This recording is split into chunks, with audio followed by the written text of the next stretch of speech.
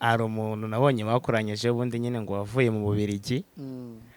Nabonye uriya muntu ari sawa tu nyine nanjye ngo ki nabonye ari sawa, uriya mwana ni sawa. Ubwo ni ngombwa kugira ngo nyine kureba uyu mujama kugira ngo tuganire, rega n'uriya mwana yamuzana nawe tukamenyana. hano twinjira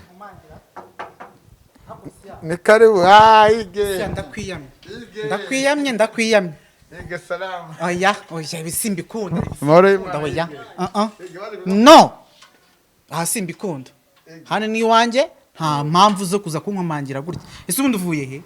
ntabwo naje ndi njyenyine no munsi. Duhuye nanjye twaganira, ubu ibyo avuga byamunaniye wasanga wenda kuri njyewe ibyo byambera byiza.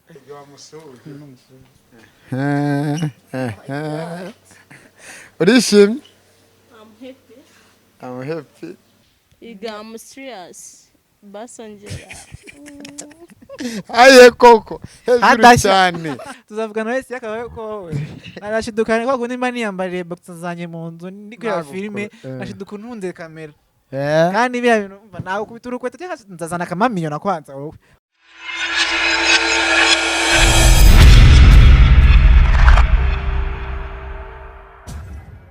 Ibihe byiza aho dukurikiye mu bice bigiye bitandukanye, amajyepfo, amajyaruguru, iburasirazuba ndetse n'iburengerazuba, mu mujyi rwagati Kigali 250, NY Nyamijyose mu murwa hagati niho tubareho na ofisi yacu iherereye. Nitwa Isaka Manajya, kuri kamera ni kumwe na Elize ndetse ku ruhande gato hariho na Dani. Iyo ni umuryango mugari. Twari tumaze iminsi twandika ibitabo twagarutse tuzananirwa. Bamwe baratangiye ngo bazinye tuzima tujya ko tugiye kubatuma mu cyaro twigemura i Kigali. Suko abatangiye ngo ige baravuga ngo ngwa mbega abantu ariko baravuga batavuga se bimeze bite ige? Shameze neza, ibintu uri fresh. Twaje dutuje pe, ntabyo koza nkuko uyu munsi rero sindi ikintu kiba nimba ariko mwaje musanga hameze neza. Munsi ndabona muje mumeze neza. Guhamagaye umakarebo bigenda neza. Cyane. Yemera unyakirire umuntu uri ku ruhande rwawe.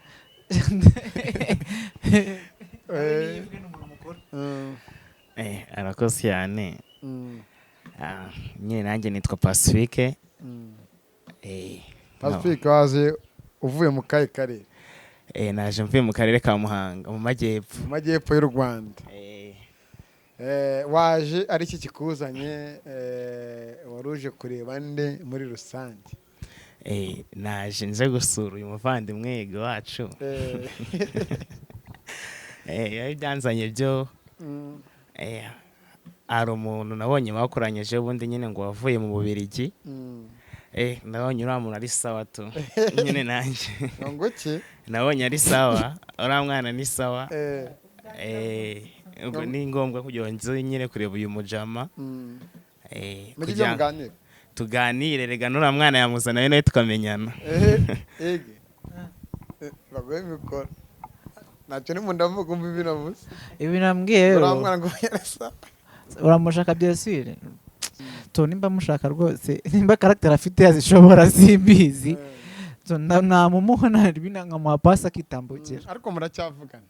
Turavugana kuri telefone, turavugana no kuri stat yawe tujya tubona wa muposting. Naramupostinga ariko sometime hari ibyo kimurebaho ndacyarimo ndiga.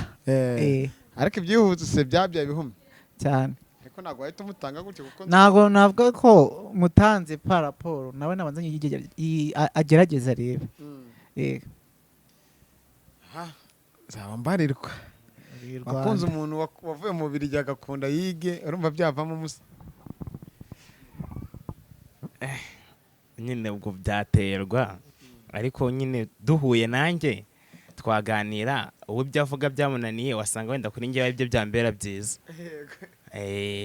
Twahura tukaganira tukamenyana nawe, rega burya ntabwo wahita uvuga ngo umuntu niba bamuvuze ngo ameze gutya wowe ko utaramubona cyangwa umuntu ahore muganire ntabwo wowe wahita ubyemera. Hari n'igihe bamubeshyera wenda ashaka kugira ngo ajijishe. Bamugana ashaka gusaza Afurika. Uko se n'uzi ko abantu bo basigaye batwika. Nabonye abantu benshi baratangiye kumbaza nimero z'uriya mukobwa. ako ni ngombwa kubaza burya umuntu mwiza abantu bose baramushaka bamushaka ariko serivisi zitandukanye. Okay, nanjye ngo ni ubwa mbere wambonye. Ni ubwa mbere twahuye amaso ku maso, nisanzwe nkubona kuri interview bajya gukorana n'abandi bantu bagukubita imigeri, ariko nyine ubu nibwo duhuye amaso ku maso. Ariko kumukubita Siaka ni ngombwa kuko Siaka akunda kuvumbura abantu bere. Ejo bundi yavumbuye umuntu amusanga muri toilette. Yavumbuye umuntu amusanga muri toilette agiye gukora akazi kose. Ahubwo se yaje igize Imana asanga hano mu rugo, ansanga iwanjye, aha ngaduce ni iwanjye. Kumwe n'abashyitsi. Ahubwo ubundi ho umva uriya munsi waje wese waje neza. Sibyo ubu ngubu waje ubu neza. Ubundi ubushize uza. Tuzajya gusenyera umugwire. Sabyo byo nukuri kw'Imana. Oya mbara maze gusenga biteka. Kaka. Ese uzahora usenga buri gihe ari. Ariko kambwiza ukuri. Abo twahora tumeze nk'abanyamakuru birwa biceje abantu. Barimo barabaganiriza wiceje uterekana wenda n'ubuzima bubaho inyuma ya bantu bawicaje. Nanone ntabwo bivuga ko buri gihe buri muntu ahora yambaye ikanzu y'umweru. Yego. Hari igihe usanga yambaye na swime. Nka buriya niko waje usanga ubundi akenshi iyo nibereye mu nzu hano iwanjye akenshi mba iyo ndi kuri televiziyo mba nambaye isume n'isengeri niko nari mfite abashyitsi wasanze nambaye ipantaro uriya munsi n'uyu munsi niko wamamagaye urambwira ati mbabarira nje kureba ndabaye ati kankwitegure ndabizi gutungana kwawe ndakumenyereye waramukanye unsanze nambaye na boxer burya sinjya nkumenyera wowe burya mumenyera wanaherize kabisa n'amateka wanaherize n'amateka. Hanyuma n'uyu muvandimwe turi kumwe haje bakanyuka ni Pacifique. Twagusanze nawe hano biba ngombwa ko dukora iki kiganiro ko wavuye hakurya ngo mu majyepfo y'u Rwanda uje no gusura yiga ariko by'umwihariko ngo hari byinshi ushaka kumubaza. Rimubaza turumva kuri kamera kuko yige ni icyamamare. Komeza babyumva baje kumubaza iki? Nende utakoze isi yose urakoze. Hugue hari ikintu nshaka kumubaza. Ujye muna nari nzamuhereza. Ubundi Hugue ni umuntu ki mu buzima busanzwe? Hugue ni umuntu usanzwe wahoze navuga ko Hugue yari umuntu wahoze ari umuge ubwe nibwo ubwe baravuga ko umutinganyi Nyarwanda bitomoye. Imana navuga ko Imana yamugiriye ubuntu arahinduka. Ubu ni umusore ushima Imana, ni umuntu usanzwe uri society, uri umuntu uri proud, ni umuntu usanzwe niko navuga, ni umuntu uca bugufi, ni umuntu witonda, ni umuntu ukunda kuganira no gusabana n'abantu. Navuga ko ikindi cyahige ni ikihe harya, ni umuntu ukunda gusetsa n'abantu cyane, ni umuntu ukunda gusetsa. Iyo akenshi babonye acecetse baba bagira ngo afite ikibazo, kandi biterwa n'ahantu ari. Yageze hano bwa mbere aceceka, ariko yashize nk'iminota isaha imwe cyangwa iminota 30 cyangwa 45 atayirekura. Ni umuntu uraho, ni umuntu wese yamubonye aramwishimira niko navuga. Kandi nishimiye yuko yaje kunsura, nubwo muje mumuhasanga yaje kare, nubwo muje ku mugoroba namwakiriye, twishimanye, twavuga nyine tukaganira byinshi ku ruhande tutavuga hano kuri kamera. Nubwo igeteye ariko hari abantu benshi bakunda kubona Hugue bamubonaga ku makamera. Njye nagize amahirwe kugira duhure. Ubundi Hugue ko tumuzi muri Kigali, ni kavukire muri Kigali, ese havuka ni hehe, ese afite ababyeyi bombi, ese afite abavandimwe? Nago navuga ko nago navukiye mu Rwanda, navukiye mu Burundi niho navukiye, ariko nakuriye mu Rwanda. Ubu nabaye kavukire, nsigaye nabaye kavukire kuko nubwo n'igihugu nabufashe mu Rwanda, ubu nabaye umunyarwanda. Mfite abavandimwe babiri, turi batatu. Nta babyeyi mfite, umwe bose barapfuye. Umwe yapfuye, mama napfuye mbere, papa apfa ejo bundi ashize imyaka 2 apfuye. Komera cyane. Mama we yapfuye mu 2000 ko navuga. mama wawe yapfuye mu 2000 se Hugue ufite imyaka ingahe no atari ibanga? So si myinshi sinamike iraringaniye. Yego. Nibanga. Nibanga ntabwo nkunda gutangaza imyaka yanjye. Fata muri 2000 mama yapfa Hugue yarariho. Ubwo wongere indi. Mama wapfa ufite imyaka ingahe kwanza? So navuga ko mu 2000 umuntu wari utangiye primaire. Cyangwa 7. No. Ko umuntu wari utangiye mu mbere primaire. Abafite 8 cyangwa 7. 6. 3 7 gutyo. Ubwo utufata afite imyaka 27. Hugue ndumva nyine ababyeyi barapfuye no kwihangana nta nubwo njye nari mbizi nabwo twahuye ntabwo nari byinshi byawe. Sinzi ariko babya byanshi ubu nibwo bije. Nese undi Hugue uretse wenda uri umukobwa numvishe uvuga ngo ntabwo ngo mwumvikanye neza ubundi musanzwe ufite umukunzi?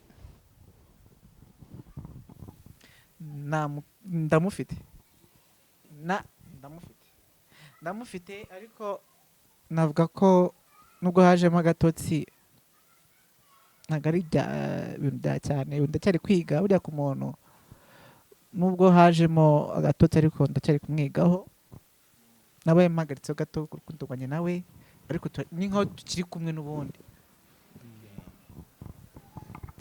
Ndumva ari ibyo. Ukimara kubona Hugue bwa mbere cyagutangaje kuri we? Ikintu cyanangaje kuri Hugue ano uburyo namubonye karagiteri ze zanunguye cyane. Zitubwire n'abakunzi b'ikiganiro. Hugue nyine ngewe ubundi najyaga mubona ku mavideo numva amateka ye byaciyemo by'ukuntu yari umugay ibintu nk'ibyo. Noneho nge twahuye ko nari naje nzi ko nje kumureba nyine ariko hari igihe nyine nanjye mubona nkabona aranshanze njya musobanukirwa neza ariko nyine uburyo namubonye uburyo yitwara uburyo avuga nk'abakobwa byanunguye avuga nk'abakobwa ariko ni byiza ni kuri uwo yarabifiringa ni Imana yamuhaye. nagumya ayifiringe rero gusa byanunguye njye. Ibyo ngibyo kubera ko burya umuntu wahoze kera ari ameze nk'umukobwa kugira ngo ibintu bimushime biratinda ushobora gutwara n'imyaka n'imyaniko ariko then sometime iyo nirekuye akenshi nshiduka navuze kandi iyo navuze ari byo nshiduka ndi gukora amageste ugasanga ndi gukora za kera z'abakobwa ugasanga kuko ni ibintu then navuga ko bindi mu maraso ariko bishoboka byose kugira ngo mbyikuremo then kuko wabonye jardin yanjye ukuntu iteye hano n'igihe makora siporo buri gihe wabonye hari ukuntu hateye hose then nta nyankura siporo ni jardin nziza cyane imeze neza cyane cyabaza hankodesheje ngajyamo kureba ibiganiro tuzavugana wese yakabaye ko wowe arashidukana kwa kundi mba niyambariye boxer zanjye mu nzu ndi kureba filime ashiduka ntunze kamera kandi bya bintu nawe kubita urukweta cyangwa nzazana akamamiyo na kwanza wowe wenza abaje gusenya inkuta zanze gusenyuka turazisenyuka tutwerekana mu kintu cyose. So Hugue uno muvandimwe hari n'ibindi ngo numvisha anganirizaho ngo ni ukina filimi utunganya filimi uri producer uri iki muganize hivi asanga hivi na yakina filimi njye nyina amafilime ariko hari n'abandi bantu twafatanyije nyine tugira nk'aka groupe dushinga YouTube channel yacu tuyita Hopline TV. Abantu bagiye bakore na subscribe banashenge ku bandi kandi banatage comment uburyo amafilme uburyo tugaragaramo batubwira ibyo twakongeramo ariko nyine n'amafilme ukina iherore muri filme biterwa na role baguha irore zo zitandukanye. Yo wibuka uheruka gukina wibuka gukina role meruka gukina role ndo muzunguzayi muri filme merukamo. Tubwire ubuzima bw'abazunguzayi ubona ute? Ubuzima bw'abazunguzayi dore ko bamwerekana nyine uburyo babayeho nyine abazunguzayi ubuzima bwabo buragoye pe buragoye sibye ko nyine aba ari uguhiga urya akazi imyenda ni imyenda wacuruza okay nyize ngo nagataro wapi ntabwo ari agataro ni imyenda ariko nyine biba bigoye abazunguzayi kugenda ahantu hose ushakisha abakiriya utazi ko babone biba bigoye ugenda umuntu bamwe mujya mu biciro bakongera bakagusubiza hasi ugasanga umuntu igiciro mubwiye akubwiye kimwe cya kabiri cyacyo nta n'ikiranguzo kirimo usanga biragoye nyine ariko nubwo buzima abazunguzayi babamo ngwajya ko barabagurukanye barabafasha imyenda cyane kuko nanjye naho nakinnye hari aho nakinnye bakaza kumfata ngo abazunguza ntabwo byemewe nyine kabinambara cyane ariko aho ngo ni byiza mwabaye n'abafatanyabikorwa ba leta muri rusange ndeko mamwerekana ko umuzunguzo w'ubuzima bayemo yanava no mu muhanda akajya mu masoko agiye atandukanye no mu maduka agiye atandukanye ubuzima bugahinduka rwase mu muhanda cyangwa kwirirwa bazunguza bakava mu muhanda kuko umujyi wa Kigali ndetse n'u Rwanda turi mu iterambere nta terambere rifite umuzunguzayi nubwo bataburamo ariko nanone tuba tugomba kubaha amategeko n'amabwiriza ya leta tugomba kubyubahiriza ni byiza kugaragaza ubuzima bw'abazunguzayi bya filime nuko hari filime nigeze gukinamo yego nayikinnyemo bagita Tantine Soso Tantine Soso ni Sostene ni Sostene niko banyitaga muri iyo filime yari Sostene ariko tukarihina tukita Soso nakinyemo navuga ngo ni murumuna w'umuhungu yego nari murumuna w'umuhungu nivuga ngo namwitaga ni musaza wanjye ariko ndi murumuna we yego niyo nakinnye azana umukobwa atoragwe mu muhanda umukobwa mwiza amuzana mu rugo ubwo yasanze nicaye muri salo maze kuvugana na papa nawe yagiye mu kazi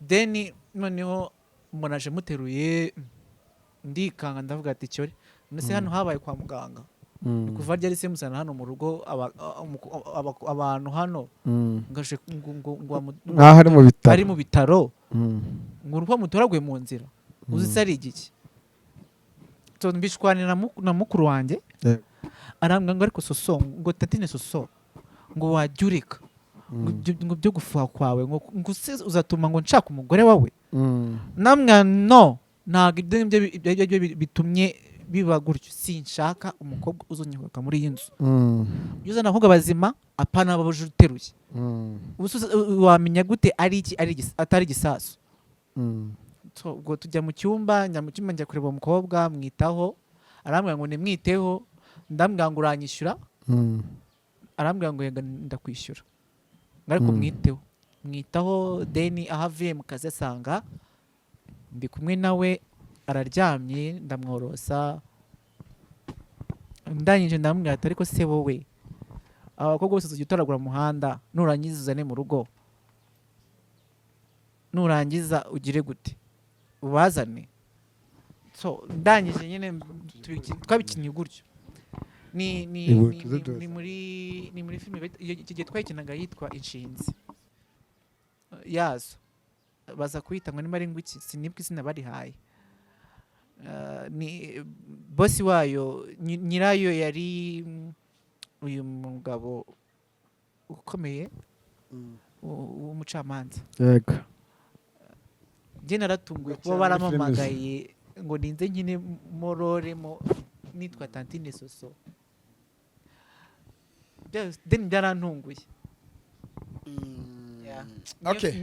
niyo nde nagacira ninkushyiriyemo kunakinnye aramutse iyo aramutse ashaka kwifatanya nawe muri izo filimi zawe ukina wamwemerera dore ko no mu byakuzanye ari nabyo byakuzanye kuba wenda wamurokire tukamushyiramo nta kibazo nyine ubwo ashaka kujya yifatanya natwe nko muri iyo filime kuri izo filime zacu dukora kuri iyo YouTube yacu kuri Hopeline TV ubwo ngubwo nta kibazo naganiriza na bagenzi banjye tukamushyiramo akadukorera umuti nyine akadufasha nari tukamukoresha ntari bitu wiyumvisha ute kuba wicaranye na Hugue aka kanya muri mu murakora ikiganiro ni fresh nyine kubona umuntu w'umusitari wajyaga umubona gutya umwumva ukamubona kuri kamera gusa ariko kuba twicaranye ni ibintu bya fresh cyane.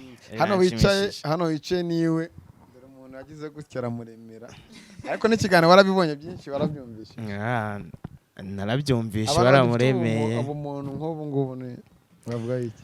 Abantu bagifite umuntu nk'ubu rero bwo gufasha abantu ndabashimira cyane kuko burya gufasha umuntu ni ibya mbere kuko buriya akamubwire sya gufasha umuntu wararigishaka gufasha umuntu kiretse wenda nk'abantu batajya bibuka birengagiza abura yifashije nk'umuntu ukabugira ahantu umuvana kandi ukabona ko hari aho wamuvanye koko nawe ndakeka iyo amaze kugira agera atakwibagirwa ko wamufashije kireka abantu bubo wenda birengagiza nibadufashe nibaturemere natwe turakennye rega nibaturemere abantu baturemere natwe turabashaka nange ndamushaka umuntu ndemera hasi hari nimero uzagukena azatubwire tuguze nawe naribi azambwira ko hari ikindi kintu nshaka kuvuga tukiri kuri ibyo bintu by'amafilme nubwo navuze ko nyine dufite YouTube channel twa Prime TV bitavuze ko nanjye ndi umukinnyi abantu bashaka kunkoresha bambwira bamvugisha bakankoresha cyenda bakabacaho mwambwira naribi mbwira n'abantu bose ko umuntu ushaka gukoresha umuntu yangiza akamwaka amafaranga kujya gukoresha umuntu buryo ugiye kumwaka amafaranga ndakeka ntabwo uba ushaka kumukoresha ahubwo uba umushakamo inyungu. Barabibonye kuri Kigali 500 umugabo bakubise byatari umukinnyi yagiye abwira umukinnyi umwe ati senkana kugira ngo uze ujye muri casting. Ibyo bintu bibaho ko nanjye hari ahantu byambayeho ugasanga umuntu ahubwiye ngo uzaze tugukoreshe muri filime ukavuga ati sawa ukagerayo gatakubwira ngo noneho kujya ugaragare kuri shooting ngo ni 1000 1000 nge bikangora kuko ubujuje gushaka akazi kandi kugira ngo ubone amafaranga ubone ukuntu yakiteza imbere ubwo ujuje gushaka akazi umuntu akakwaka amafaranga ahubwo wowe uri kugura bya bindi ushaka gukora kandi wowe ujya bamuhereza talent yawe no waguteza imbere kandi kuko wabyungukiramo wewe n'inyungu nyinshi so biragoye. Reka dusoze burije ijambo rimwe wabwira Hugue nabagira icyakubwira hanyuma tuzongera tugaruke hano niba nangonga na wa mukobwa tuzakora ikiganiro turi batatu n'abahari.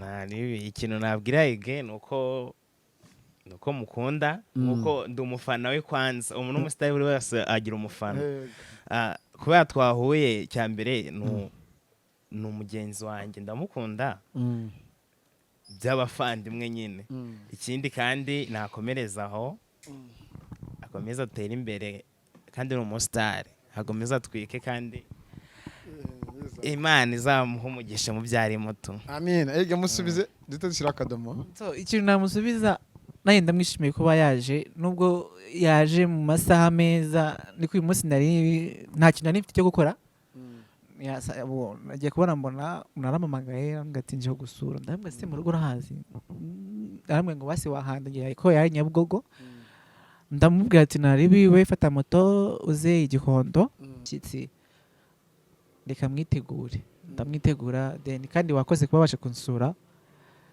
kandi Imana ikujya imbere nibwo ugiye kunya gusubirayo ndabizi Imana then navuga ngo Imana imujya imbere ibyuma icyuma yagenzeho cyakozwe n'abantu cyakozwe n'abazungu ikimusitaze aho agerayo amahoro umugisha nasabira kandi Imana imuha umugisha kandi nanjye nakwishimiye kuba waje wabaye ubwo twaba abavandimwe ko navuga kandi n'ubutaha urugo n'urugendwamo n'abantu ni karibu urisanga aha ni iwawe nawe ntabwo ari iwanjye ubu habaye iwacu aha ni mu rugo ubu twabaye abavandimwe ntuzongere kuvuga ngo uje wikandagira no aha ni mu rugo ni iwawe wumve ko uje kureba umuvandimwe kandi isya nawe ndakwishimiye kuba wampamagaye noneho uyu munsi ni surprise wankoreye kuba wanampamagaye.